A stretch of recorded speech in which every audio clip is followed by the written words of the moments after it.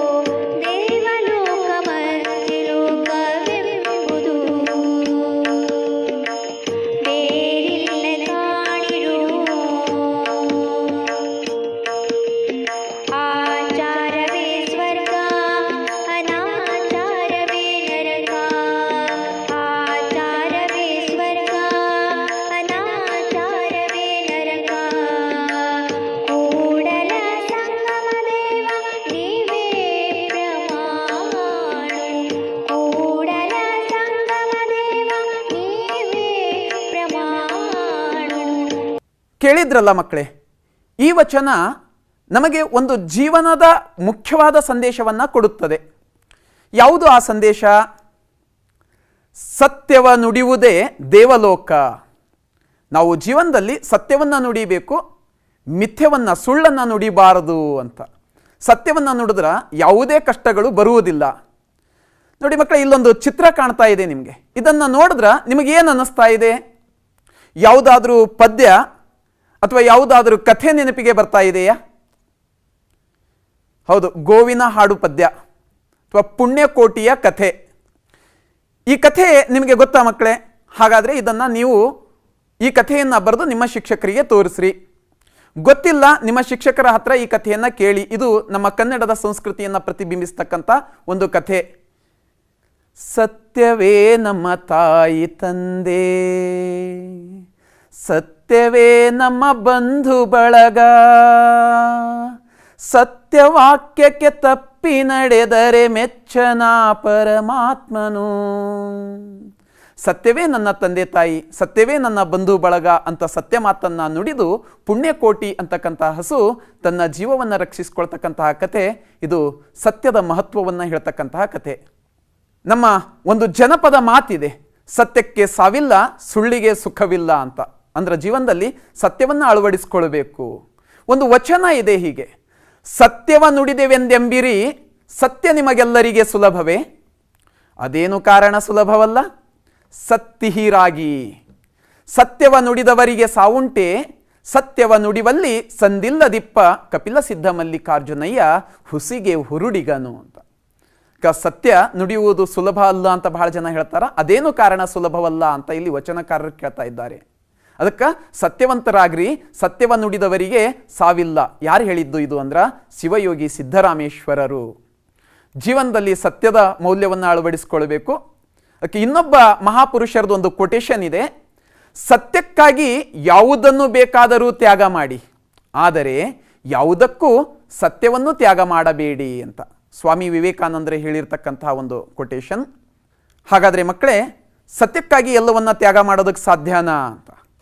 ಹರನೆಂಬುದೇ ಸತ್ಯ, ಸತ್ಯನೆಂಬುದೇ ಹರನು ಎಂಬ ಸಿದ್ಧಾಂತದ ಪ್ರಕಾರ ಸತ್ಯಕ್ಕಾಗಿ ಸರ್ವಸ್ವವನ್ನೂ ತ್ಯಾಗ ಮಾಡಿರ್ತಕ್ಕಂಥ ಒಬ್ಬ ಪುರಾಣ ಪುರುಷರಿದ್ದಾರೆ. ಅವರು ಯಾರು ಅಂತ ನೀವು ಗುರುತಿಸಬಹುದಾ ಮಕ್ಕಳೇ? ನೋಡಿ, ಯೋಚನೆ ಮಾಡಿ. ಅವರ ಹೆಸರಿನ ಜೊತೆಗೆ ಸತ್ಯ ಎನ್ನುವ ಪದ ಸೇರ್ಕೊಂಡಿದೆ. ಮಹಾತ್ಮ ಗಾಂಧೀಜಿಯವರ ಬದುಕಿನ ಎರಡು ಮುಖ್ಯ ಸಿದ್ಧಾಂತಗಳಂದ್ರೆ ಸತ್ಯ ಮತ್ತು ಅಹಿಂಸೆ. ಅವರ ಜೀವನದಲ್ಲಿ ಸತ್ಯ ಎನ್ನುವ ಸಿದ್ಧಾಂತ ಅವರು ಪ್ರತಿಪಾದನೆ ಮಾಡೋದಕ್ಕೆ ಅವರು ಬಾಲ್ಯದಲ್ಲಿ ನೋಡಿರ್ತಕ್ಕಂಥ ಇವರ ಕಥೆಯೇ ಕಾರಣ. ಹಾಗಾದ್ರೆ ಅವ್ರು ಯಾರು ಅಂತ, ಯಾರು? ಸತ್ಯ ಹರಿಶ್ಚಂದ್ರ. ಸರಿ, ಇವತ್ತು ಮಕ್ಕಳೇ ನಾವು ಸತ್ಯ ಹರಿಶ್ಚಂದ್ರನ ಕಥೆಯನ್ನು ಓದೋಣ. ಸತ್ಯ ಹರಿಶ್ಚಂದ್ರನ ಕಥೆ ಸಂಸ್ಕೃತದ ಪುರಾಣದಲ್ಲಿ ಬರ್ತಕ್ಕಂತಹ ಕಥೆ. ಸತ್ಯ ಹರಿಶ್ಚಂದ್ರನ ಕಥೆಯನ್ನು ಕನ್ನಡದಲ್ಲಿ ಮೊಟ್ಟ ಮೊದಲಿಗೆ ಬರೆದಿರ್ತಕ್ಕಂತಹ ಕವಿ ರಾಘವಾಂಕ. ರಾಘವಾಂಕನ ಬಗ್ಗೆ ನಾವು ಒಂದು ಚಿಕ್ಕ ವಿಡಿಯೋದಲ್ಲಿ ಅವರ ಮಾಹಿತಿಯನ್ನು ತಿಳ್ಕೊಳ್ಳೋಣ. ರಾಘವಾಂಕ ನಡುಗನ್ನಡ ಕಾಲದ ಅಗ್ರಮಾನ್ಯ ಕವಿಗಳಲ್ಲಿ ಒಬ್ಬ. ಈತನ ಕಾಲ ಕ್ರಿಸ್ತಶಕ ಸುಮಾರು 1225. ರಾಘವಾಂಕನು ಇತಿಹಾಸ ಪ್ರಸಿದ್ಧವಾದ ಹಂಪಿ ಕ್ಷೇತ್ರದವನು. ಹಂಪೆಯ ಪಂಪಾಪತಿ ವಿರೂಪಾಕ್ಷನ ಪರಮಭಕ್ತ. ಈತ ರಗಳೆಯ ಕವಿ ಹರಿಹರನ ಸೋದರಳಿಯ ಮತ್ತು ಶಿಷ್ಯ. ರಾಘವಾಂಕನು ಹರಿಶ್ಚಂದ್ರ ಕಾವ್ಯ, ಸಿದ್ಧರಾಮ ಚಾರಿತ್ರ, ವೀರೇಶ್ವರ ಚರಿತೆ, ಸೋಮನಾಥ ಚರಿತೆ, ಶರಭ ಚಾರಿತ್ರ, ಹರಿಹರ ಮಹತ್ವ ಮುಂತಾದ ಕಾವ್ಯಗಳನ್ನು ಷಟ್ಪದಿ ಛಂದಸ್ಸುಗಳಲ್ಲಿ ರಚಿಸಿದ್ದಾನೆ. ರಾಘವಾಂಕನಿಗೆ ಉಭಯ ಕವಿ ಕಮಲರವಿ, ಕವಿ ಶರಭ ಬೇರುಂಡ ಎಂಬ ಬಿರುದುಗಳಿವೆ. ಇವನು ಕನ್ನಡದಲ್ಲಿ ಷಟ್ಪದಿ ಛಂದಸ್ಸಿನಲ್ಲಿ ಮೊಟ್ಟ ಮೊದಲಿಗೆ ಪೂರ್ಣ ಕಾವ್ಯ ರಚಿಸಿ ಷಟ್ಪದಿಯ ಬ್ರಹ್ಮ ಎಂಬ ವಿಧಾನ ಪಡೆದಿದ್ದಾನೆ. ನಡುಗನ್ನಡ ಕಾಲದ ರಾಘವಾಂಕನು ಸತ್ಯಪಾಲನೆಗಾಗಿ ಸಮಸ್ತವನ್ನೂ ತ್ಯಜಿಸಿದ ಹರಿಶ್ಚಂದ್ರನ ಭವ್ಯ ಕಥೆಯನ್ನು ಆಧರಿಸಿ ರೋಚಕ ಕಾವ್ಯ ರಚಿಸಿದ್ದಾನೆ. ವಿಡಿಯೋ ನೋಡಿದ್ರಲ್ಲ ಮಕ್ಕಳೇ, ಈ ವಿಡಿಯೋನ ಆಧರಿಸಿ ನಿಮಗೊಂದು ಸಣ್ಣ ಚಟುವಟಿಕೆ ಇದೆ ನೋಡಿ. ಬಿಟ್ಟ ಸ್ಥಳಗಳನ್ನು ತುಂಬಿರಿ. ರಾಘವಾಂಕ ಇವರ ಕಾಲ ಎಷ್ಟು? ಕ್ರಿಸ್ತಶಕ 1225. ಇವರ ಸ್ಥಳ ಪ್ರಸಿದ್ಧವಾಗಿರ್ತಕ್ಕಂಥ ಹಂಪಿ ಕ್ಷೇತ್ರ. ಇವರು ಹಂಪಿಯ ವಿರೂಪಾಕ್ಷನ ಪರಮಭಕ್ತ. ರಾಘವಾಂಕ ಹರಿಹರ ಕವಿಯ ಸೋದರಳಿಯ ಮತ್ತು ಶಿಷ್ಯ. ಮುಂದೆ ಹೋಗೋಣ ಮಕ್ಕಳೇ. ರಾಘವಾಂಕನ ಕೃತಿಗಳು ಈಗಾಗಲೇ ತಾವು ವಿಡಿಯೋದಲ್ಲಿ ನೋಡಿದ್ರಿ. ರಾಘವಾಂಕ ಬರೆದಿರ್ತಕ್ಕಂತಹ ಕೃತಿಗಳು ಪ್ರಮುಖವಾಗಿರ್ತಕ್ಕಂತಹ ಕೃತಿ ಹರಿಶ್ಚಂದ್ರ ಕಾವ್ಯ, ಅದು ಅಲ್ಲದೆ ಸಿದ್ಧರಾಮ ಚಾರಿತ್ರ, ವೀರೇಶ್ವರ ಚರಿತೆ, ಸೋಮನಾಥ ಚರಿತೆ, ಶರಭ ಚಾರಿತ್ರ ಮತ್ತು ಹರಿಹರ ಮಹತ್ವ ಅಂತಕ್ಕಂಥ ಪ್ರಮುಖ ಕೃತಿಗಳನ್ನು ರಾಘವಾಂಕ ಬರೆದಿದ್ದಾನೆ. ರಾಘವಾಂಕನಿಗೆ ಒಂದಿಷ್ಟು ಬಿರುದುಗಳಿವೆ, ಈಗಾಗಲೇ ತಾವು ವಿಡಿಯೋದಲ್ಲಿ ನೋಡಿದ್ರಿ. ಯಾವುವು ಆ ಬಿರುದುಗಳು ಹೇಳಬಹುದಾ? ವಿಡಿಯೋದಲ್ಲಿ ನೋಡಿದ್ರಿ. ಸರಿ, ಉಭಯ ಕವಿ ಕಮಲರವಿ. ಇಲ್ಲೊಂದು ಚಿತ್ರ ಇದೆ ನೋಡಿ ಮಕ್ಕಳೇ.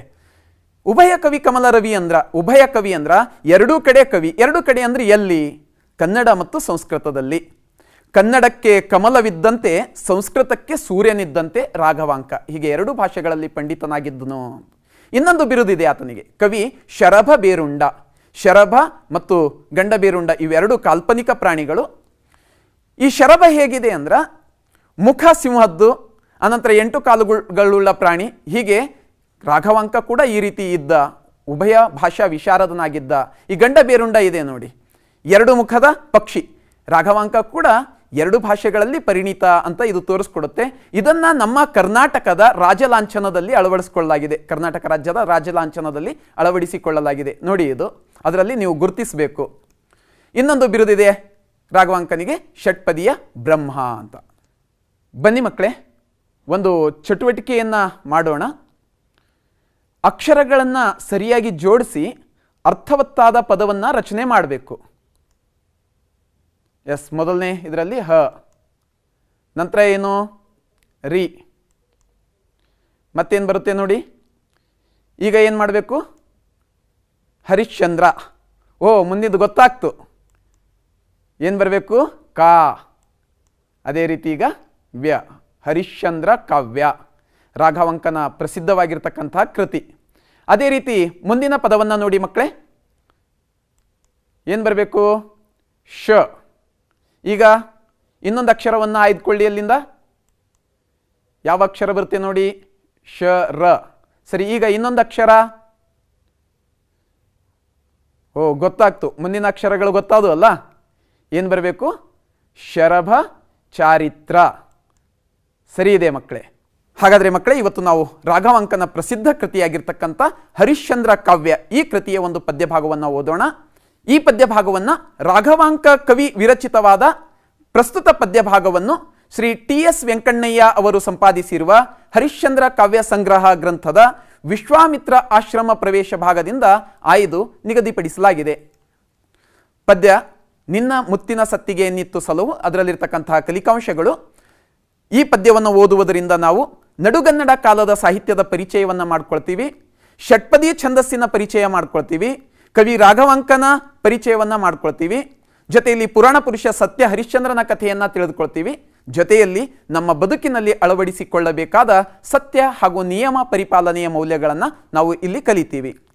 ಪದ್ಯ ನಿನ್ನ ಮುತ್ತಿನ ಸತ್ತಿಗೆಯನ್ನಿತ್ತು ಸಲಹು, ಬರೆದವನು ರಾಘವಾಂಕ. ನಿನ್ನ ಮುತ್ತಿನ ಸತ್ತಿಗೆಯನ್ನಿತ್ತು ಸಲಹು. ಮುತ್ತಿನ ಸತ್ತಿಗೆ ಹಾಗಂದ್ರೆ ಏನು? ಸತ್ತಿಗೆ ಹಾಗಂದ್ರೆ ಕೊಡೆ, ಛತ್ರಿ ಅಂತ ಅರ್ಥ. ನೋಡಿ, ಪಕ್ಕದಲ್ಲಿ ಕಾಣ್ತಾ ಇದೆ ಅರ್ಜುನನ ರಥದ ಮೇಲಿರ್ತಕ್ಕಂಥ ಒಂದು ಛತ್ರಿ ಇದೆಯಲ್ಲ, ಆ ಛತ್ರಿಗೆ ಸತ್ತಿಗೆ ಅಂತ ಕರೀತಾರೆ. ಮುತ್ತಿನ ಸತ್ತಿಗೆ ಅಂದ್ರೆ ಏನು? ಮುತ್ತುಗಳಿಂದ ಮಾಡಿರ್ತಕ್ಕಂತಹ ಕೊಡೆ. ಚಕ್ರವರ್ತಿಗಳ ಪಟ್ಟಾಭಿಷೇಕ, ಯುದ್ಧ ಮುಂತಾದ ಸಂದರ್ಭದಲ್ಲಿ ಸದಾ ಅವರ ತಲೆಯ ಮೇಲಿರ್ತಕ್ಕಂತಹ ಕೊಡೆ ಮುತ್ತಿನ ಸತ್ತಿಗೆ. ಈ ಪದ್ಯಕ್ಕೆ ಸಂಬಂಧಿಸಿರ್ತಕ್ಕಂತಹ ಪೂರ್ವಕಥೆಯನ್ನು ನಾವು ಒಂದು ವಿಡಿಯೋ ಮೂಲಕ ನೋಡೋಣ, ಬನ್ನಿ. ಇಂದ್ರಲೋಕದಲ್ಲಿ ಒಮ್ಮೆ ದೇವಸಭೆ ನಡೆದಿದ್ದಾಗ ಇಂದ್ರನು ಭೂಲೋಕದಲ್ಲಿ ಸತ್ಯವಂತ ಅರಸ ಯಾರು ಎಂದು ವಸಿಷ್ಠರಲ್ಲಿ ವಿಚಾರಿಸಿದನು. ಆಗ ಅವನು ಅಯೋಧ್ಯೆಯನ್ನಾಳುತ್ತಿರುವ ಹರಿಶ್ಚಂದ್ರನ ಹೆಸರನ್ನು ಹೇಳಿ ಆತನ ಸತ್ಯನಿಷ್ಠೆಯನ್ನು ವಿವರಿಸಿದನು. ವಸಿಷ್ಠ ಹೇಳಿದ್ದನ್ನೆಲ್ಲ ವಿರೋಧಿಸುವ ಸ್ವಭಾವದವನಾದ ವಿಶ್ವಾಮಿತ್ರ ಅದನ್ನು ಅಲ್ಲಗಳೆದನು. ಅಲ್ಲದೆ ಹರಿಶ್ಚಂದ್ರನ ಬಾಯಿಯಿಂದ ಸುಳ್ಳನ್ನು ಹೇಳಿಸಿಯೇ ಸಿದ್ಧ ಎಂದು ಪ್ರತಿಜ್ಞೆ ಮಾಡಿದನು. ಹರಿಶ್ಚಂದ್ರನು ಲೋಕ ಕಲ್ಯಾಣಾರ್ಥವಾಗಿ ತನ್ನ ಅರಮನೆಯಲ್ಲಿ ನಡೆಸುತ್ತಿದ್ದ ಬಹು ಸುವರ್ಣ ಯಾಗಶಾಲೆಗೆ ವೇಷಮರೆಸಿಕೊಂಡು ಬಂದು ಬಹುದೊಡ್ಡ ದಾನವನ್ನು ಕೇಳಿ ಕೊಡಲಾಗದ ಸ್ಥಿತಿಗೆ ಆತನನ್ನು ತಂದೊಡ್ಡಿ ಸತ್ಯವ್ರತಕ್ಕೆ ಭಂಗ ತರಬೇಕೆಂದು ವಿಶ್ವಾಮಿತ್ರನು ಯೋಚಿಸಿದನು. ಆದರೆ ಹರಿಶ್ಚಂದ್ರ ಆತ ಕೇಳಿದಷ್ಟೆಲ್ಲವನ್ನು ಭಯಭಕ್ತಿಯಿಂದ ನೀಡಿ ಸೈಯನಿಸಿಕೊಂಡನು. ಮೊದಲ ಪ್ರಯತ್ನದಲ್ಲಿಯೇ ಸೋತ ವಿಶ್ವಾಮಿತ್ರ ಹೇಗಾದರೂ ಮಾಡಿ ಹರಿಶ್ಚಂದ್ರನನ್ನು ಮಣಿಸಲೇಬೇಕೆಂದುಕೊಂಡು ತನ್ನ ತಪಪ್ರಭಾವದಿಂದ ನಾನಾ ವಿಧದ ಪಕ್ಷಿ ಪ್ರಾಣಿಗಳನ್ನು ಸೃಷ್ಟಿಸಿದನು. ಇವು ನಾಡಿನ ಕೃಷಿ ಭೂಮಿಗೆ ಲಗ್ಗೆ ಇಟ್ಟವು. ಆದ್ದರಿಂದ ರೈತರೆಲ್ಲ ಅರಮನೆಗೆ ಬಂದು ಹರಿಶ್ಚಂದ್ರನ ಎದುರು ತಮ್ಮ ಅಳಲನ್ನು ತೋಡಿಕೊಂಡರು. ರೈತರ ಮೊರೆಯನ್ನು ತಾಳ್ಮೆಯಿಂದ ಆಲಿಸಿದ ಹರಿಶ್ಚಂದ್ರನು ತನ್ನ ಪರಿವಾರದೊಂದಿಗೆ ಬೇಟೆಗೆ ಹೊರಟನು. ತುಂಬ ಸುತ್ತಾಡಿ ಆಯಾಸಗೊಂಡು ವಿಶ್ರಮಿಸಿದಾಗ ಮುನಿಯೊಬ್ಬ ಅವನನ್ನು ಸಿಂಹಾಸನದಿಂದ ಕೆಳಗೆ ಕೆಡವಿ ಮೇಲೆ ಕುಳಿತಂತೆ ಕನಸನ್ನು ಕಂಡನು. ಕಾಡು ದಾರಿಯಲ್ಲಿ ಮುಂದೆ ಸಾಗಿ ತನ್ನ ಗುರುಗಳಾದ ವಸಿಷ್ಠರ ಆಶ್ರಮಕ್ಕೆ ಬಂದನು.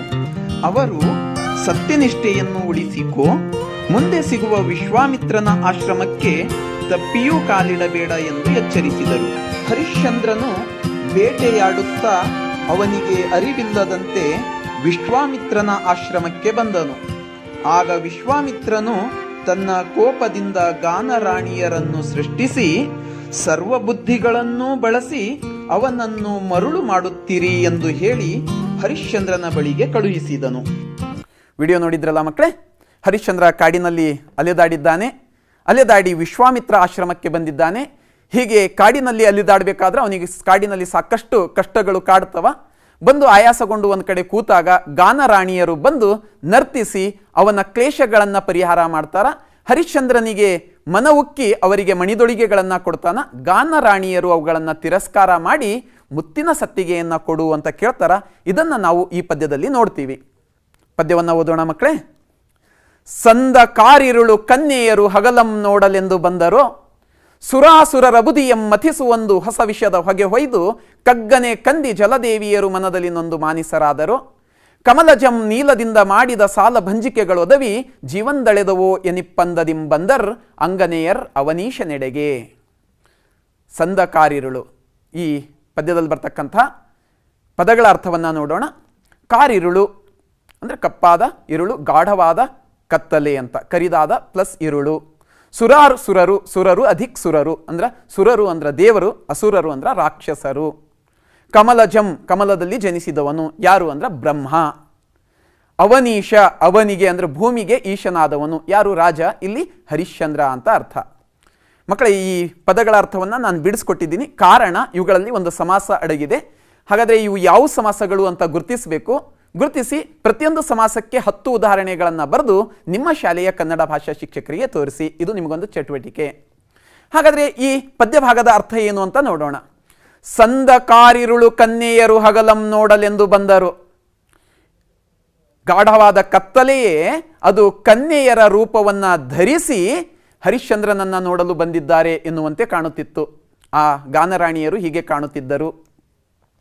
ಮುಂದುವರಿದು, ಸುರಾಸುರರು ಅಬುದಿಯಂ ಮಥಿಸುವೊಂದು ಹೊಸ ವಿಷಯದ ಹೊಗೆ ಹೊಯ್ದು ಕಗ್ಗನೆ ಕಂದಿ ಜಲದೇವಿಯರು ಮನದಲ್ಲಿ ನೊಂದು ಮಾನಿಸರಾದರು. ಸುರಾಸುರರು ಅಬುದಿಯಂ ಮಥಿಸುವೊಂದು. ಸುರಾಸುರರು ಅಂದ್ರೆ, ಸುರರು ಅಂದ್ರೆ ದೇವರು, ಅಸುರರು ಅಂದ್ರೆ ರಾಕ್ಷಸರು. ದೇವರು ಮತ್ತು ರಾಕ್ಷಸರು ಒಂದು ಸರ್ತಿ ಸಮುದ್ರದಲ್ಲಿರ್ತಕ್ಕಂತಹ ಸಂಪನ್ಮೂಲಗಳನ್ನು ಹೊರಗೆ ತೆಗಿಬೇಕು ಅಂತ ಅದನ್ನು ಮಥಿಸ್ತಾರೆ, ಕೆಡಿತಾರೆ. ಕಡೆಗೊಳ್ಳಬೇಕಲ್ಲ, ಒಂದು ಪರ್ವತವನ್ನೇ ಅದರಲ್ಲಿಟ್ಟು ವಾಸುಕಿ ಅಂತಕ್ಕಂತಹ ಒಂದು ಸರ್ಪವನ್ನು ಅದಕ್ಕೆ ಸುತ್ತಿ ಅದನ್ನು ಹೊಸಿತಾ ಇರ್ತಾರ. ಆ ಸಂದರ್ಭದಲ್ಲಿ ಕಲ್ಪವೃಕ್ಷ, ಕಾಮಧೇನು, ಚಂದ್ರ ಮುಂತಾದ ವಸ್ತುಗಳೆಲ್ಲ ಹೊರಗೆ ಬರ್ತವ. ಜೊತೆಯಲ್ಲಿ ವಿಷ ಕೂಡ ಬರ್ತವೆ. ಆ ವಿಷದಿಂದ ಜಲದೇವಿ ಕಂದು ಅವರೇ ಗಾನರಾಣಿಯರಾಗಿ ಬಂದಿದ್ದಾರೇನೋ ಎನ್ನುವಂತೆ ಕಾಣುತ್ತಿದ್ದಾರೆ ಅಂತ ಇಲ್ಲಿ ರಾಘವಾಂಕ ವರ್ಣನೆ ಮಾಡ್ತಾ ಇದ್ದಾನ. ಕಮಲಜಂ ನೀಲದಿಂದ ಮಾಡಿದ ಸಾಲಭಂಜಿಕೆಗಳು ಅದ ಜೀವಂದಳೆದವು. ಕಮಲಜಂ ಅಂದ್ರೆ ಮಕ್ಕಳೇ ಬ್ರಹ್ಮನು ನೀಲದಿಂದ ಮಾಡಿರ್ತಕ್ಕಂತಹ ಬೊಂಬೆಗಳೇ ಜೀವ ಪಡ್ಕೊಂಡು ಅವೇ ಗಾನರಾಣಿಯರಾಗಿ ಹರಿಶ್ಚಂದ್ರನ ಹತ್ತಿರ ಬಂದಿವೆಯೋ ಎನ್ನುವಂತೆ ಕಾಣುತ್ತಿವೆ. ಎನಿಪ್ಪಂದದಿಂಬಂದರಂಗನೇರ್ ಅವನೀಶನೆಡೆಗೆ. ಈ ರೀತಿ ಆ ಗಾನರಾಣಿಯರು ಹರಿಶ್ಚಂದ್ರನೆಡೆಗೆ ಬಂದಿದ್ದಾರೆ ಅಂತ ಇದರ ಅರ್ಥ. ನಿಮಗೊಂದು ಮೌಲ್ಯಮಾಪನ ಚಟುವಟಿಕೆ ಮಕ್ಕಳೇ. ವಿಶ್ವಾಮಿತ್ರನ ತಪೋಬಲದಿಂದ ಜನಿಸಿದ ಕನ್ಯೆಯರ ರೂಪಲಾವಣ್ಯ ಹೇಗಿತ್ತು ವಿವರಿಸಿ. ಮುಂದುವರಿಯೋಣ. ಮಾಯದ ಬಲೆಯರು ಕಾಣುತ್ತ ಮಜ ಭಾಪ ಅದಟ ರಾಯ ಮಜರೆ ರಾಯ ರಾಯದಳವುಳ ಕಾರ ರಾಯ ಕಂಟಕ ರಾಯ ಜಗಜಟ್ಟಿ ರಾಯ ದಲ್ಲಣ ರಾಯ ಕೋಳಾಹಳ ರಾಯ ಭುಜಬಲ ಭೀಮ ರಾಯ ಮರ್ದನ ರಾಯ ಜೀಯ ಸ್ಥಿರಂಜೀವ ಎಂದು ಕೀರ್ತಿಸಿ ಗಾಣ ನಾಯಕಿಯರೊಲಿದು ದಂಡಿಗೆ ವಿಡಿದು ಪೊಡಮೊಟ್ಟು ಹಾಡಲುದ್ಯೋಗಿಸಿದರು. ಈ ಪದ್ಯಭಾಗದ ಪದಗಳ ಅರ್ಥವನ್ನು ನೋಡೋಣ ಮಕ್ಕಳೇ. ಅಬಲೆಯರು ಅಂದರೆ ಹೆಣ್ಣು ಮಕ್ಕಳು. ಮಜ ಇದು ಕೊಂಡಾಟದ ಒಂದು ಮಾತು. ರಾಯ ಇದು ರಾಜ, ತತ್ಸಮ ತದ್ಭವದ ಬರುತ್ತೆ ಅದು. ಅದಟ ಶೂರ. ಉದ್ಯೋಗಿಸಿದರು ಅಂದರೆ ಹಾಡಲು ಪ್ರಯತ್ನಿಸಿದರು.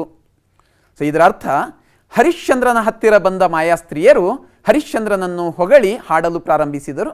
ಯಾವ ರೀತಿ ಅವರು ಹೊಗಳ್ತಾರಂದ್ರ, ಓಹೋ ಶೂರರಾಜನೇ, ಆಹಾ ರಾಜರಾಜರಿಗೆ ಗೆಲ್ಲುವವನೇ, ಶತ್ರು ರಾಜರಿಗೆ ಕಂಟಕನಾದವನೇ, ರಾಜರಲ್ಲಿಯೇ ಬಲಿಷ್ಠನಾದವನೇ, ಶತ್ರು ರಾಜರಲ್ಲಿ ತಲ್ಲಣ ಕೋಲಾಹಲವನ್ನು ಉಂಟು ಮಾಡುವವನೇ, ಭುಜಬಲದಲ್ಲಿ ಭೀಮನಿಗೆ ಸರಿಯಾದವನೇ, ನೀನು ಚಿರಂಜೀವಿಯಾಗು. ಈ ರೀತಿಯಿಂದ ಅವರು ರಾಜನನ್ನು ಹೊಗಳಿ ದಂಡಿಗೆಯನ್ನು ಹಿಡಿದು ಹಾಡ್ತಾರೆ. ಮುಂದಿನ ಪದ್ಯವನ್ನು ನೋಡಿ ಮಕ್ಕಳೇ. ಎಕ್ಕಲವ ಬಳಿ ಬಿಡಿದು ಸುತ್ತಿದಾಸರನು ಮುನಿರಕ್ಕಸನ ಬನಕ್ಕೆ ಬಂದಂಜಿಕೆಯನು ಎರಡನೆಯ ಮುಕ್ಕಣ್ಣ ನೆನಿಪ ಗುರುವಾಗ್ನಿಗೆಟ್ಟ ಅಳಲನಲ್ಲದೆ ಕನಸ ಕಂಡ ಭಯವ ಮಿಕ್ಕು ಮರೆವಂತಡಿಸಿ ಕವಿವ ಗತಿಗಳ ಸೊಗಸ ನಕ್ಕಿಸದೆ ಸಮಯೋಚಿತದ ಪಸಾಯಕ್ಕೆ ಮನವುಕ್ಕಿ ಸರ್ವಾಭರಣಮಂ ಗಾನರಾಣಿಯರಿಗಿತ್ತನು ಹರಿಶ್ಚಂದ್ರನು. ಎಕ್ಕಲ, ಎಕ್ಕಲ ಅಂದ್ರೆ ಹಂದಿ ಅಂತ. ಆಸರ ಬಳಲಿಕೆ ದಣಿವು. ಅಳಲ್ ದುಃಖ ಶೋಕ. ಅಡಸಿ ಅಂದ್ರೆ ಮುತ್ತಿ ಆವರಿಸಿ. ಪಸಾಯ ಉಡುಗೊರೆ ಬಹುಮಾನ. ಪದ್ಯದ ಅರ್ಥ ನೋಡಿ ಮಕ್ಕಳೇ. ಎಕ್ಕಲವ ಬಳಿ ಬಿಡಿದು ಸುತ್ತಿದಾಸರನು, ಹಂದಿಯನ್ನ ಬೆನ್ನಟ್ಟಿ ಬಂದಿರತಕ್ಕಂಥ ಆಯಾಸವನ್ನ, ಜೊತೆಯಲ್ಲಿ ಮುನಿರಕ್ಕಸನ ಬನಕ್ಕೆ ಬಂದ ಅಂಜಿಕೆಯನ್ನ, ಎರಡನೆಯ ಮುಕ್ಕಣ್ಣ ಅಂತ ಕರೆಸ್ಕೊಂಡಿರ್ತಕ್ಕಂಥ ತನ್ನ ಗುರುವಾಗಿರ್ತಕ್ಕಂಥ ವಶಿಷ್ಠರ ಆಜ್ಞೆಯನ್ನ ಮೀರಿದ್ದೀನಲ್ಲ ಅಂತಕ್ಕಂಥ ನೋವನ್ನ, ಕಾಡಿನಲ್ಲಿ ಸುತ್ತಾಡಿ ಆಯಾಸಗೊಂಡು ಮಲಗಿದ್ದಾಗ ಒಂದು ಕೆಟ್ಟ ಕನಸು ಬೀಳುತ್ತೆ. ಆ ಕನಸು ಕಂಡಿರ್ತಕ್ಕಂತಹ ಭಯವನ್ನ, ಈ ಎಲ್ಲ ಭಯಗಳು ಹರಿಶ್ಚಂದ್ರನಿಗೆ ಕಾಡಿನಲ್ಲಿ ಕಾಡಿರ್ತಕ್ಕಂತಹ ಭಯಗಳು, ಹಂದಿಯನ್ನ ಬೆಟ್ಟನಟ್ಟಿ ಬಂದ ಬಳಲಿಕೆ, ವಿಶ್ವಾಮಿತ್ರನ ಆಶ್ರಮಕ್ಕೆ ಬಂದ ಅಂಜಿಕೆ, ಗುರುವಿನ ಆಜ್ಞೆಯನ್ನ ಮೀರಿರುವ ಅಳಲು, ಕನಸ ಕಂಡ ಭಯ, ಇವೆಲ್ಲವೂ ಮೀರುವಂತೆ ಆ ಗಾನರಾಣಿಯರು ಹರಿಶ್ಚಂದ್ರನ ಹತ್ತಿರ ಬಂದು ನರ್ತಿಸುತ್ತಾರೆ. ಹರಿಶ್ಚಂದ್ರ ಅವರಿಗೆ ಸರ್ವಾಭರಣವನ್ನು ನೀಡುತ್ತಾನೆ. ಮಕ್ಕಳೇ, ನಿಮಗೊಂದು ಮೌಲ್ಯಮಾಪನ ಚಟುವಟಿಕೆ. ಹರಿಶ್ಚಂದ್ರನಿಗೆ ಕಾಡಿನಲ್ಲಿ ಕಾಡಿದ ಕ್ಲೇಶಗಳು ಯಾವುವು? ಅವು ಪರಿಹಾರಗೊಂಡ ರೀತಿ ಹೇಗೆ? ಮುಂದಿನ ಪದ್ಯಭಾಗವನ್ನು ನೋಡೋಣ. ಬಡತನದ ಹೊತ್ತಾನೆ ದೊರಕಿ ಫಲವೇನು, ನೀರಡಿಸಿರ್ದ ಹೊತ್ತು ಆಜ್ಯ ದೊರಕಿ ಫಲವೇನು, ರುಜೆಯೆಡೆಸಿ ಕೆಡೆದಿಹ ಹೊತ್ತು ರಂಭೆ ದೊರಕೊಂಡಲ್ಲಿ ಫಲವೇನು, ಸಾವ ಹೊತ್ತು ಪೊಡವಿಯೊಡೆತನ ದೊರಕಿ ಫಲವೇನು, ಕಡುವಿಸಿಲು ಹೊಡೆದು ಬೆಂಡಾಗಿ ಬೀಳುವ ಯಮಗೆ ನೀನೊಲಿದು ಮಣಿದೊಡಿಗೆಗಳನ್ನಿತ್ತು ಫಲವೇನು ಭೂಪಾಲ ಹೇಳೆನುತ್ತ ಮತ್ತೆ ಇಂತೆಂದರು. ಪದಗಳ ಅರ್ಥ: ಆಜ್ಯ ಅಂದರೆ ತುಪ್ಪ, ರುಜೆ ಅಂದರೆ ರೋಗ, ಪೊಡವಿ ಅಂದರೆ ಭೂಮಿ, ಕಡುಬಿಸಿಲು ಭಯಂಕರವಾಗಿರ್ತಕ್ಕಂಥ ಬಿಸಿಲು. ಅರ್ಥ ಹೀಗಿದೆ: ಬಡತನದ ಹೊತ್ತಾನೆ ದೊರಕಿ ಫಲವೇನು. ಬಡತನದ ಸಂದರ್ಭದಲ್ಲಿ ಆನೆ ಸಿಕ್ಕಿದ್ರೆ ಅದನ್ನು ಸಲುಹಕ್ಕಾಗುತ್ತಾ? ಇಲ್ಲ. ಇನ್ನು ಅದಕ್ಕೂ ಇನ್ನೊಂದು ಉಪಮೆಯನ್ನು ಕೊಡ್ತಾರೆ. ನೀರಡಿಸಿರ್ದ ಹೊತ್ತು ಆಜ್ಯ ದೊರಕಿ ಫಲವೇನು. ತುಂಬ ಬಾಯಾರಿಕೆಯಾಗಿದೆ, ನೀರು ಕುಡಿನೇಬೇಕು. ಆ ಸಂದರ್ಭದಲ್ಲಿ ನೀರು ಸಿಗದೆ ತುಪ್ಪ ಸಿಕ್ಕಿದ್ರೆ ಏನು ಲಾಭ ಅದರಿಂದ? ಹಾಗೆ ರುಜೆಯೆಡೆಸಿ ಕೆಡೆದಿಹ ಹೊತ್ತು ರಂಭೆ ದೊರಕೊಂಡಲ್ಲಿ ಫಲವೇನು. ರೋಗದಲ್ಲಿ ಬಳಲ್ತಾ ಇದ್ದೀನಿ, ಆ ಸಂದರ್ಭದಲ್ಲಿ ರಂಭೆ ಸಿಕ್ಕಿದ್ರೆ ಏನು ಲಾಭ? ಅದೇ ರೀತಿ ಸಾವ ಹೊತ್ತು ಪೊಡವಿಯೊಡೆತನ ದೊರಕಿ ಫಲವೇನು. ಸಾಯುವ ಸಂದರ್ಭದಲ್ಲಿ ನನಗೊಂದು ರಾಜ್ಯದ ಆಳ್ವಿಕೆ ಮಾಡೋದಕ್ಕೆ ಅವಕಾಶ ಸಿಕ್ಕಿದ್ರೆ ಅದರಿಂದ ಲಾಭ ಏನು? ಅದಕ್ಕೆ ರಾಜನೇ, ನಮಗೆ ನಿನ್ನ ಮಣಿದೊಡಿಗೆಗಳ ಅವಶ್ಯಕತೆ ಇಲ್ಲ. ಕಡುವಿಸಿಲು ಹೊಡೆದು ಬೆಂಡಾಗಿ ಬೀಳುವ ನಮಗೆ ನೀನು ಒಲಿದು ಮಣಿದೊಡಿಗೆಗಳನ್ನು ಕೊಟ್ಟರೆ ಅದರಿಂದ ನಮಗೇನು ಲಾಭ ಅಂತ ಪ್ರಶ್ನೆ ಮಾಡ್ತಾ ಇದ್ದಾರೆ ಗಾನರಾಣಿಯರು. ಸೊ ಮುಂದಿನ ಭಾಗವನ್ನು ನೋಡಿ. ಮತ್ತೆ ಹೀಗೆ ಹೇಳ್ತಾರವರು: ಕಡಲೊಳಾಳ್ವಂಗೆ ತೆಪ್ಪವನು, ದಾರಿದ್ರಂಗೆ ಕಡವರವನ್, ಅತಿರೋಗಿಗೆ ಅಮೃತಮಂ ಕೊಟ್ಟಡೆ, ಅವರು ಅಡಿಗಡಿಗದಾವ ಹರುಷವನೈದು ತಿಪ್ಪರ್, ಅವರಂ ಪೋಲ್ವರಿ ಪೊತ್ತಿನ ಸುಡು ಸುಡುನೆ ಸುಡುವ ಬಿರು ಬಿಸಿಲ ಸೆಕೆಯುಸಿರ ಬಿಸಿ ಹೊಡೆದು ಉರಿ ಹತ್ತಿ ಬಾಯಿ ಬತ್ತಿ ಡಗೆ ಸುತ್ತಿ ಸಾವಡಸುತ್ತಿದೆ, ನಿನ್ನ ಮುತ್ತಿನ ಸತ್ತಿಗೆ ನಿತ್ತು ಸಲಹು ಭೂಭುಜ ಎಂದರು. ಇದರಲ್ಲಿ ಬರ್ತಕ್ಕಂಥ ಪದಗಳ ಅರ್ಥ ನೋಡಿ. ತೆಪ್ಪ ಅಂದರೆ ನಾವೆ, ಕಡವರ ಅಂದರೆ ಚಿನ್ನ, ಅಮೃತ ವಿಷ ನಿವಾರಕವಾಗಿರ್ತಕ್ಕಂಥ ಒಂದು ಔಷಧ, ಡಗೆ ಅಂದರೆ ಸೆಕೆ, ಕಾವು ಅಥವಾ ಝಳ ಅಂತ ಅರ್ಥ, ಸತ್ತಿಗೆ ಕೊಡೆ. ಪದ್ಯದ ಅರ್ಥವನ್ನು ಗಮನಿಸಿ ಮಕ್ಕಳೇ. ಕಡಲೊಳಾಳ್ವಂಗೆ ತೆಪ್ಪವನು, ಕಡಲಿನಲ್ಲಿ ಯಾವನಿಗೆ ಕೆಲಸ ಇರುತ್ತಲ್ಲ ಅವನಿಗೆ ತೆಪ್ಪ ಕೊಟ್ರ ಲಾಭ. ಹಾಗೆ ದಾರಿದ್ರಂಗೆ ಕಡವರವನ್, ಯಾರು ಬಡವರು ಇರ್ತಾರಲ್ಲ ಅವರಿಗೆ ಬಂಗಾರ ಕೊಟ್ರ ಲಾಭ, ಆನೆ ಕೊಟ್ರೆ ಏನು ಲಾಭ? ಅದೇ ರೀತಿ ಅತಿರೋಗಿಗೆ ಅಮೃತವನ್ನು ಕೊಟ್ರ ಅವನಿಗೆ ರೋಗ ನಿವಾರಣೆ ಆಗಬಹುದು. ಅದೇ ರೀತಿ ಈ ಭಯಂಕರ ಬಿಸಿಲಿನಿಂದ ನಮಗೆ ಸಾಕಷ್ಟು ತೊಂದರೆ ಆಗ್ತಾ ಇದೆ, ಆದ್ದರಿಂದ ನೀನು ನಿನ್ನ ಮುತ್ತಿನ ಸತ್ತಿಗೆಯನ್ನು ನಮಗೂ ಕೊಡು ಅಂತ ಕೇಳ್ತಾ ಇದ್ದಾರೆ ಗಾನರಾಣಿಯರು. ಮುಂದಿನ ಪದ್ಯಭಾಗ ನೋಡೋಣ. ರವಿಕುಲದ ಪೀಳಿಗೆಯೊಳಗೆದ ರಾಯರ್ಗೆ ಪಟ್ಟವ ಕಟ್ಟುವಂದಿದಲ್ಲದೆಡೆ ಅರಸುತನ ಸಲ್ಲದು ಅವನಿಯೊಳು, ಯುದ್ಧ ರಂಗದೊಳಿದಂ ಕಂಡ ಹಗೆಗಳು ನಿಲ್ಲರ್, ಇದರ ಕೆಳಗೆ ಕವಿವ ನೆಳಲೊಳಗ್ ಆವನಿರ್ದನ್, ಆತಂಗೆ ತಾಂ ತವಿಲ್ ಎಡರು ಬಡತನಂ, ರೋಗ ಅಪಕೀರ್ತಿ ಪರಿಭವ ಭಯಂ ಹರಿವುದು, ಇದನರಿದರಿದು ಸತ್ತಿಗೆಯ ಕೊಡಬಹುದೇ ಹೇಳೆಂದನು. ಇದರಲ್ಲಿರ್ತಕ್ಕಂಥ ಪದಗಳ ಅರ್ಥ: ರವಿಕುಲ ಅಂದರೆ ಸೂರ್ಯನ ವಂಶಜರು, ತವಿಲ್ ತೊಂದರೆ ವಿಪತ್ತು, ಎಡರು ಅಡಚಣೆ, ಪರಿಭವ ಸೋಲು ಅಥವಾ ತಿರಸ್ಕಾರ ಅಂತ ಅರ್ಥ. ಪದ್ಯದ ಅರ್ಥವನ್ನು ಗಮನಿಸಿ ಮಕ್ಕಳೇ.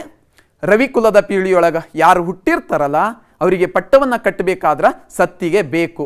ಈಗ ರಾಮನ ಚಿತ್ರವನ್ನು ನೋಡ್ತಾ ಇದ್ರಿ, ಆತ ಕೂಡ ರವಿಕುಲದವನು. ಅವನು ಪಟ್ಟಾಭಿಷೇಕ ಆಗಬೇಕಾದ್ರೆ ಮೇಲ್ಗಡೆ ಒಂದು ಸತ್ತಿಗೆ ಇದೆ ನೋಡಿ. ಅದೇ ರೀತಿ ಆ ಕುಲದಲ್ಲಿ ಯಾರೇ ಇರಲಿ ಅವರ ಪಟ್ಟಾಭಿಷೇಕ ಆಗಬೇಕಾದ್ರೆ ಸತ್ತಿಗೆ ಬೇಕು, ಮುತ್ತಿನ ಸತ್ತಿಗೆ ಬೇಕು, ಅದಕ್ಕಾಗಿ ಕೊಡ್ಲಿಕ್ಕೆ ಬರೋಲ್ಲ ಅಂತ ಹೇಳ್ತಾ ಇದ್ದಾನೆ. ಯುದ್ಧ ರಂಗದಲ್ಲಿ ಒಂದು ವೇಳೆ ನಮ್ಮ ತಲೆಯ ಮೇಲೆ ಆ ಸತ್ತಿಗೆ ಇದ್ರ ಯಾವುದೇ ಶತ್ರುಗಳು ನಮ್ಮ ಎದುರಿಗೆ ನಿಲ್ಲಲ್ಲ. ಅದೇ ರೀತಿ ಇದರ ಕೆಳಗೆ ಆವರಿಸುವ ನೆರಳಿನೊಳಗೆ ಯಾರು ಇರ್ತಾರೋ ಅವ್ರಿಗೆ ಯಾವುದೇ ತೊಂದರೆಗಳಾಗಲಿ, ವಿಪತ್ತಾಗಲಿ, ಅಡಚಣೆ ಆಗಲಿ, ಆತಂಕ, ಬಡತನ, ರೋಗ, ಅಪಕೀರ್ತಿ ಅಥವಾ ಸೋಲಿನ ಭಯ ಯಾವುದೂ ಕಾಡುವುದಿಲ್ಲ. ಇದನ್ನು ತಿಳಿದು ಕೂಡ ನಾನು ಸತ್ತಿಗೆಯನ್ನು ಕೊಡಬಹುದಾ ಅಂತ ಪ್ರಶ್ನೆ ಮಾಡ್ತಾ ಇದ್ದಾನೆ ಹರಿಶ್ಚಂದ್ರ ಗಾನರಾಣಿಯರಿಗೆ. ಮುಂದೆ ಈ ರೀತಿ ಹೇಳ್ತಾ ಇದ್ದಾನೆ ನೋಡಿ. ಅನುನಯದೊಳೆಲ್ಲಮಂ ಕೊಡಬಹುದು, ಬಿಡಬಹುದು ಜನನಿಯಂ ಜನಕನಂ ನಲ್ಲಳಂ ದೈವವಂ, ಮನವಾರೆ ನಂಬಿ ನಚ್ಚಿರ್ದ ಪರಿವಾರಮಂ, ಕೊಡುವ ಬಿಡುವ ಅತಿ ಕಲಿಗಳು ಜನರೊಳಗೆ ಜನಿಸರು ಎಂದೆನಲು, ನೀನೀಗ ಪೇಳ್ದ ಅನಿತರೊಳು ಬೇಡಿದೊಡೆ ಕೊಡಬೇಡ, ಕೊಡೆಯ ನೀಯನೆ ಲೋಭವೇಕೆ ಅರಸ ಎನಲು, ಇದಲ್ಲದೆ ಬೇರೆ ಮಾತೇ ಪಿತರಿಲ್ಲೆಂದನು. ಪದಗಳ ಅರ್ಥ: ಅನುನಯ ಪ್ರೀತಿ ಅಂತ, ಜನನಿ ತಾಯಿ, ಜನಕ ತಂದೆ, ನಲ್ಲಳು ಹೆಂಡತಿ, ಕೊಡೆ ಛತ್ರಿ. ಹರಿಶ್ಚಂದ್ರ ಹೇಳ್ತಾನೆ, ಪ್ರೀತಿ ಮತ್ತು ಸ್ನೇಹದಲ್ಲಿ ಎಲ್ಲವನ್ನ ಕೊಡಬಹುದು, ಆದರೆ ಕೆಲವೊಂದನ್ನು ಕೊಡ್ಲಿಕ್ಕಾಗಲ್ಲ. ಯಾವುದು? ತಾಯಿಯನ್ನ, ತಂದೆಯನ್ನ, ಹೆಂಡತಿಯನ್ನ, ದೈವವನ್ನ ಮತ್ತು ನಮ್ಮನ್ನು ನಂಬಿ ನೆಚ್ಚಿರ್ತಕ್ಕಂಥ ಪರಿವಾರವನ್ನು ಕೊಡ್ತಕ್ಕಂಥ ಶೂರರು ಇಲ್ಲಿಯವರೆಗೆ ಜನಿಸಿಲ್ಲ ಅಂದಾಗ ಗಾನರಾಣಿಯರು ಹೀಗೆ ಹೇಳ್ತಾರ, ನೀನೀಗ ಹೇಳಿದ ಅಷ್ಟರಲ್ಲಿ ಏನಾದರೂ ಕೇಳಿದ್ರೆ ಕೊಡಬೇಡ, ನನಗೆ ಕೊಡೆಯನ್ನು, ಛತ್ರಿಯನ್ನು ಕೊಡು ಅಂದರೆ ಇಷ್ಟೇಕೆ ಲೋಭ ಅಂತ ಅವರು ಕೇಳ್ತಾರ. ಆಗ ಹರಿಶ್ಚಂದ್ರ ಹೇಳ್ತಾನ, ಇದಲ್ಲದೆ ನನಗೆ ಬೇರೆ ಮಾತಾಪಿತರೇ ಇಲ್ಲ ಅಂತ ಹೇಳ್ತಾನ.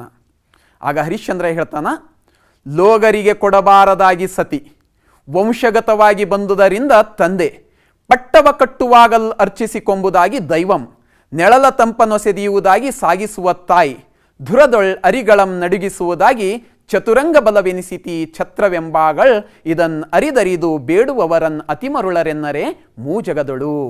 ಪದಗಳ ಅರ್ಥ ಗಮನಿಸಿ ಮಕ್ಕಳೇ. ವಸೆದು ಅಂದ್ರೆ ಮೆಚ್ಚಿ, ಧುರ ಯುದ್ಧ, ಅರಿ ಶತ್ರು, ಮರುಳ ತಿಳಿಗೇಡಿ, ಮೂಜಗ ಮೂರು ಲೋಕ. ಪದ್ಯದ ಭಾವಾರ್ಥ ಹೀಗಿದೆ. ಹರಿಶ್ಚಂದ್ರ ಗಾನರಾಣಿಯರಿಗೆ ಹೇಳ್ತಾನ, ಈ ಕೊಡೆಯು ಮತ್ತೊಬ್ಬರಿಗೆ ಕೊಡಬಾರದು, ಆದ್ದರಿಂದ ಇದು ಸತಿ. ವಂಶಗತವಾಗಿ ಬಂದಿದೆ, ಆದ್ದರಿಂದ ಇದು ತಂದೆ. ಪಟ್ಟವ ಕಟ್ಟುವಾಗ ಇದನ್ನು ಪೂಜಿಸ್ತೀವಿ, ಆದ್ದರಿಂದ ಇದು ದೇವರು. ನೆರಳ ತಂಪನ್ನು ನೀಡುತ್ತದೆ, ಹೀಗಾಗಿ ಇದು ನಮ್ಮನ್ನು ಸಲುಹುವ ತಾಯಿ. ಯುದ್ಧದಲ್ಲಿ ಶತ್ರುಗಳನ್ನು ನಡುಗಿಸುತ್ತದೆ, ಆದ್ದರಿಂದ ಇದು ಚತುರಂಗ ಬಲ. ಇದನ್ನು ತಿಳಿದು ಬೇಡುವವರನ್ನು ನಾವು ತಿಳುಗೇಡಿ ಅಂತೀವಿ ಅಂತ ಹರಿಶ್ಚಂದ್ರ ಹೇಳ್ತಾನ. ಮಕ್ಕಳೇ, ಈಗ ಮೌಲ್ಯಮಾಪನಕ್ಕೆ ಸಂಬಂಧಪಟ್ಟಿರ್ತಕ್ಕಂಥ ಒಂದು ಚಟುವಟಿಕೆಯನ್ನು ಮಾಡೋಣ. ಮುತ್ತಿನ ಸತ್ತಿಗೆ ಯಾವ ಯಾವ ಸಂದರ್ಭಕ್ಕೆ ಅದು ಏನಾಗಿರುತ್ತೆ ಅನ್ನೋದನ್ನು ಇಲ್ಲಿ ನಾವು ಮೌಲ್ಯಮಾಪನ ಚಟುವಟಿಕೆಯಲ್ಲಿ ನೋಡೋಣ. ಸರಿ, ಒಂದನೆಯದು ಬೇರೆಯವರಿಗೆ ಕೊಡಬಾರದಾಗಿ. ಮುತ್ತಿನ ಸತ್ತಿಗೆ ಏನಾಗಿರುತ್ತದೆ? ಬೇರೆಯವರಿಗೆ ಕೊಡಬಾರದಾಗಿ ಸತಿ. ಅದೇ ರೀತಿ ಮುಂದುವರಿಯಿರಿ. ವಂಶಗತವಾಗಿ ಬಂದುದರಿಂದ, ಏನು ವಂಶಗತವಾಗಿ ಬಂದಿರೋದರಿಂದ ಮುತ್ತಿನ ಸತ್ತಿಗೆ ಏನಾಗಿರುತ್ತೆ? ತಂದೆ. ಪಟ್ಟವ ಕಟ್ಟುವಾಗ ಪೂಜಿಸಿಕೊಳ್ಳುವುದರಿಂದ ಏನು? ದೈವ. ಸರಿಯಾಗಿದೆ ಮಕ್ಕಳೇ. ನಾಲ್ಕನೆಯದಾಗಿ ನೋಡಿ, ನೆರಳ ತಂಪು ನೀಡುವುದರಿಂದ, ನೆರಳ ತಂಪು ನೀಡುತ್ತೆ, ಆದ್ದರಿಂದ ಇದು ನನಗೆ ಹೀಗೆ ಅಂತ ಹೇಳ್ತಾ ಇದ್ದಾನೆ ಹರಿಶ್ಚಂದ್ರ. ಹಾಗಾದರೆ ಏನಾಗಿದೆ? ಅದು ತಾಯಿ. ಅದೇ ರೀತಿಯಲ್ಲಿ ಯುದ್ಧದಲ್ಲಿ ಶತ್ರುಗಳನ್ನು ನಡುಗಿಸುವುದರಿಂದ, ಯುದ್ಧದಲ್ಲಿ ಶತ್ರುಗಳನ್ನು ನಡುಗಿಸುವುದರಿಂದ ಇದು ನನಗೆ ಏನು? ಚತುರಂಗ ಬಲ. ಸರಿಯಾಗಿದೆ ಮಕ್ಕಳೇ. ಮಕ್ಕಳೇ, ಈ ಪದ್ಯ ಇಷ್ಟ ಆಯ್ತಾ ನಿಮ್ಗೆ? ಅರ್ಥ ಆಗ್ತಾ? ಹಾಗಾದ್ರೆ ಒಂದು ಪ್ರಶ್ನೆ ಮಕ್ಕಳೇ, ಹರಿಶ್ಚಂದ್ರ ಗಾನರಾಣಿಯರಿಗೆ ಮುತ್ತಿನ ಸತ್ತಿಗೆಯನ್ನು ಕೊಡ್ತಾನ ಅಥವಾ ಇಲ್ಲ? ನೀವು ನಿಮ್ಮ ವಿಚಾರ ಮಾಡಿ ಹೇಳಿ. ಹರಿಶ್ಚಂದ್ರನನ್ನು ನಾವು ದಾನಶೂರ ಅಂದೀವಿ, ಕೇಳಿದ್ದನ್ನೆಲ್ಲ ಕೊಡ್ತಾನ. ಹಾಗಾದರೆ ಈ ಸತ್ತಿಗೆಯನ್ನು ಕೊಡ್ತಾನ ಅಥವಾ ಕೊಡಲ್ಲ? ಕೊಡಬೇಕೋ ಕೊಡಬಾರ್ದು? ಹೆಚ್ಚಿನ ವಿವರ ತಿಳ್ಕೊಳ್ಬೇಕಾದ್ರೆ ನೀವು ಆಕರ ಕೃತಿಯನ್ನು ಓದಬೇಕು. ಹಾಗಾದರೆ ಈ ಪದ್ಯದ ಆಶಯ ಏನು? ನಾವು ಜೀವನದಲ್ಲಿ ಸತ್ಯ ಹಾಗೂ ನಿಯಮ ಪರಿಪಾಲನೆಯ ಮೌಲ್ಯವನ್ನು ಅಳವಡಿಸ್ಕೊಳ್ಬೇಕು ಅನ್ನೋದು ಇದರ ಆಶಯ. ಆದರೆ ಇದು ಪದ್ಯ ರೂಪದಲ್ಲಿದೆ. ಕಥೆಯ ರೂಪದಲ್ಲಿದ್ದರೆ ಚೆನ್ನಾಗಿರ್ತಿತ್ತು ಅಂತ ನಿಮ್ಗೆ ಅನ್ನಿಸ್ತಲ್ಲ ಮಕ್ಕಳೇ? ಹಾಗಾದರೆ ಈ ಪದ್ಯವನ್ನು ನೀವು ಕಥೆಯ ರೂಪದಲ್ಲಿ ಬರಿಬೇಕು. ಈ ಪದ್ಯವನ್ನು ನಿಮ್ಮ ಪುಸ್ತಕದಲ್ಲಿ ಓದ್ರಿ. ಸಿರಿ ಕನ್ನಡ ಪ್ರಥಮ ಭಾಷಾ ಪಠ್ಯಪುಸ್ತಕ 9ನೇ ತರಗತಿ, ಪುಟ ಸಂಖ್ಯೆ 128ರಿಂದ 130ರಲ್ಲಿದೆ. ಈ ಪದ್ಯವನ್ನು ಓದಿ ಮಕ್ಕಳೇ. ಪೂರ್ಣ ಕಥೆಯನ್ನು ತಿಳ್ಕೊಳ್ಬೇಕಾದ್ರೆ ಎಚ್ ಸಿದ್ಲಿಂಗಯ್ಯ ಅವರು ಗದ್ಯ ರೂಪಕ್ಕೆ ಅನುವಾದಿಸಿರ್ತಕ್ಕಂಥ ಪುಸ್ತಕ ಇದೆ, ರಾಘವಾಂಕನ ಹರಿಶ್ಚಂದ್ರ ಚಾರಿತ್ರ ಅಂತ ಕೃತಿ. ಇದನ್ನು ಓದಿ ಮಕ್ಕಳೇ. ಈ ಗೃಹ ಪಾಠಗಳನ್ನು ಮಾಡಿ. 2 ಪ್ರಶ್ನೆ ನಿಮಗೆ. ಹರಿಶ್ಚಂದ್ರನು ನೀಡಿದ ಬಹುಮಾನವನ್ನು ತಿರಸ್ಕರಿಸಿ ಗಾನರಾಣಿಯರು ಹೇಳಿದ ಮಾತುಗಳನ್ನು ತಿಳಿಸಿ. ಹರಿಶ್ಚಂದ್ರ ಮತ್ತು ಗಾನರಾಣಿಯರ ನಡುವೆ ನಡೆದ ಸಂವಾದವನ್ನು ಸಂಗ್ರಹಿಸಿ ಬರೆಯಿರಿ. ಬರೆದು ನಿಮ್ಮ ಶಾಲೆಯ ಶಿಕ್ಷಕರಿಗೆ ತೋರಿಸ್ತಿರಲ್ಲ ಮಕ್ಕಳೇ? ಧನ್ಯವಾದಗಳು. ನಮಸ್ಕಾರ.